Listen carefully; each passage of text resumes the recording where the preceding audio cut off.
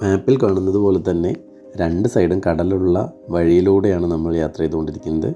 ഇപ്പോൾ തന്നെ എല്ലാവർക്കും മനസ്സിലായി കാണും നമ്മൾ എവിടേക്കാണ് പോകുന്നതെന്ന്. Yes, we are going to Dhanushkodi.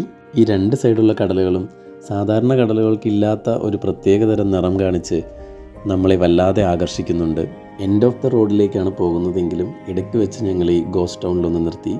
1964 സൈക്ലോണിൽ തകർന്നു പോയതാണ് ഈ വില്ലേജ്. അതിൻ്റെ അവശേഷിപ്പെന്നോണം ബാക്കി നിൽക്കുന്നതാണ് ഈ ചർച്ച്.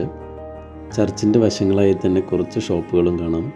അതിന് പിന്നിലൂടെ നമ്മൾ പോയി കഴിഞ്ഞാൽ നമുക്ക് കാണാൻ കഴിയുന്നത് മനോഹരമായൊരു ബീച്ചാണ്.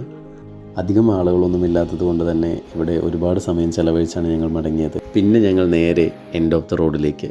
എൻഡ് ഓഫ് ദ റോഡിൽ അത്യാവശ്യം നല്ല തിരക്കുള്ളത് കൊണ്ട് തന്നെ വാഹനങ്ങളൊന്നും അകത്തേക്ക് കടത്തി വിടുന്നുണ്ടായിരുന്നില്ല.